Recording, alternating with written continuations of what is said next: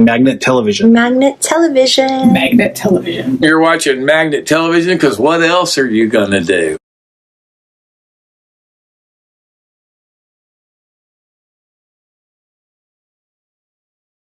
Hi, this is Randy Randall from No Age. My all-time favorite song is The Night They Drove Old Dixie Down by the band off of their live album Rock of Ages. I think it was a New Year's Eve live video. I'm sorry. This is a live video. They were doing a live record, a concert, and they played this incredible version of The Night They Drove Old Dixie Down with this horn section that was dynamic and huge and sounded awesome.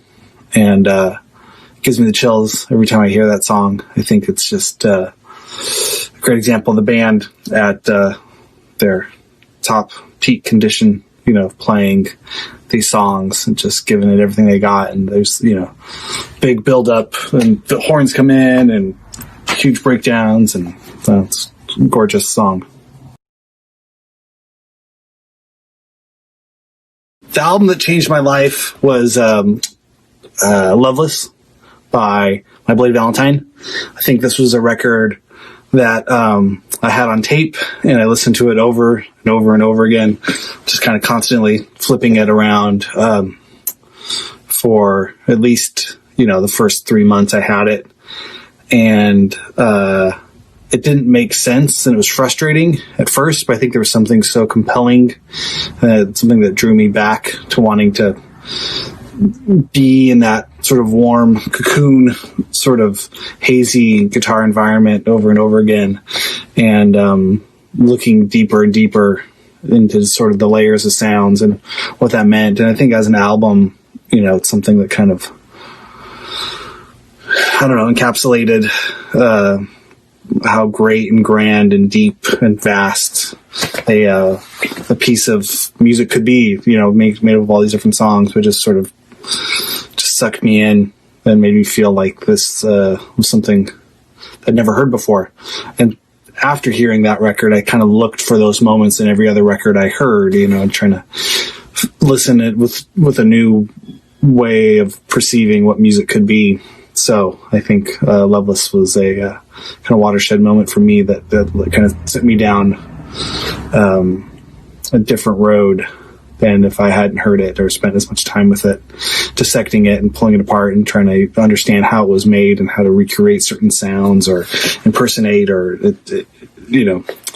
do my best to just create something that evoked similar feelings. So, yeah, it's a great record.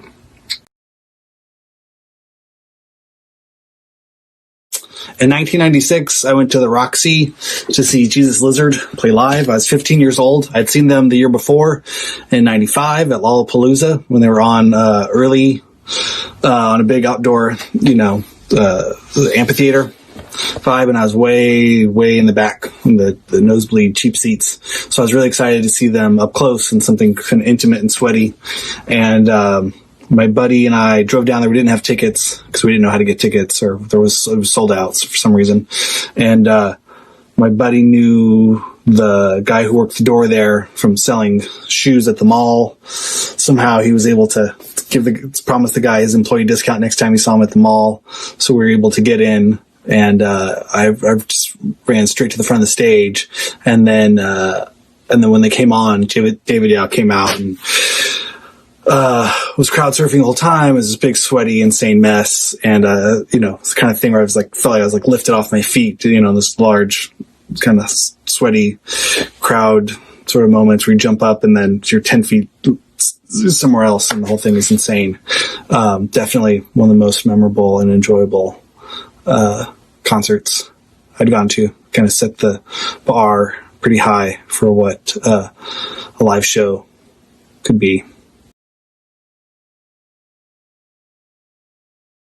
The most embarrassing musical moment I ever had was playing a show early on with No Age, and it was in Brooklyn at this kind of Polish disco kind of club thing, and we were opening for Black Dice, who we really loved, and we're really excited and kind of nervous to play, but it was going to be fun. But the place just couldn't have been any stranger, the venue, because it didn't feel like the underground, sort of sweaty, gross, dirty art places that we normally play. This was like a very fancy, nice disco, and I think Black Dice wanted to play there because they had a really good PA, and the subs were big, and they could make a big sound there. So we set up on borrowed gear. We'd kind of borrowed some things, and we had stashed some stuff at our friend's wood shop that we had found in the trash. I think like Dean had found a kick drum in the trash and took it with us on one of these trips to New York. And we kind of had like,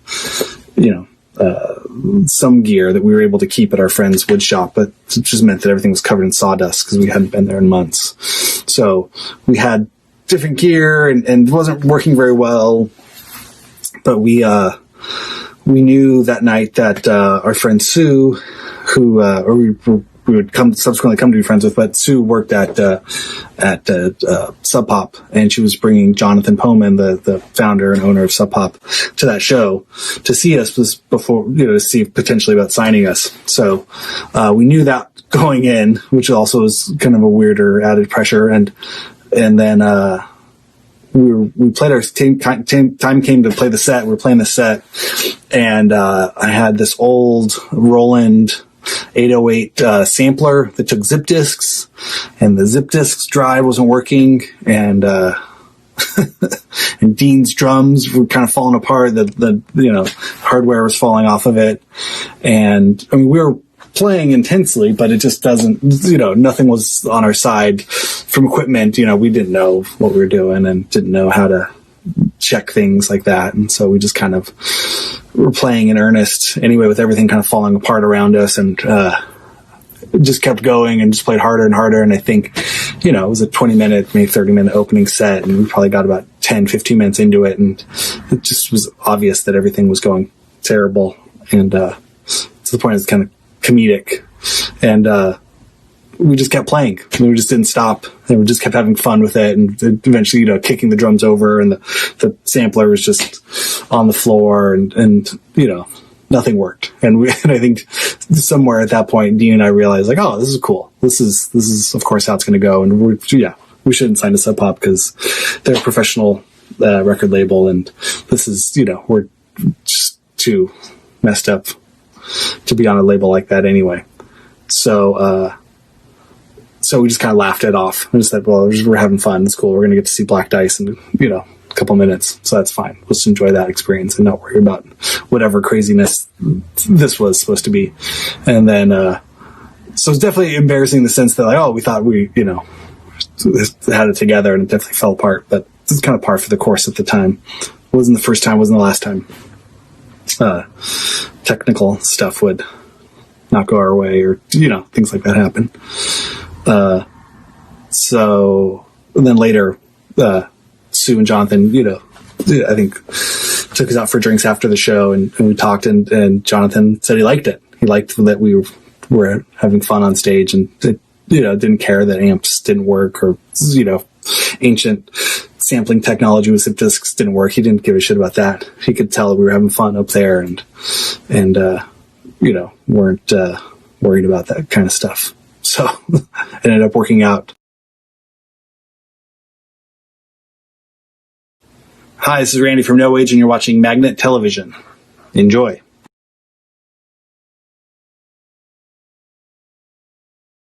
Cine.